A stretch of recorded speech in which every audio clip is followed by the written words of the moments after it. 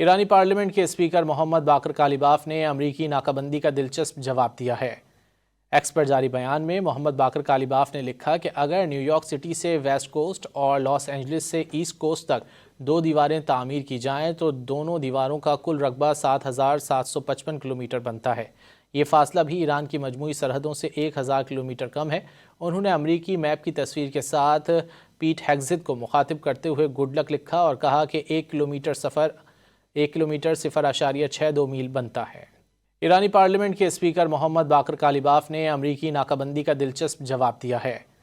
X پر جاری بیان میں محمد باقر کالیباف نے لکھا کہ اگر نیو یارک سٹی سے ویسٹ کوسٹ اور لاس اینجلس سے ایسٹ کوسٹ تک 2 دیواریں تعمیر کی جائیں تو دونوں دیواروں کا کل رقبہ 7,755 کلومیٹر بنتا ہے۔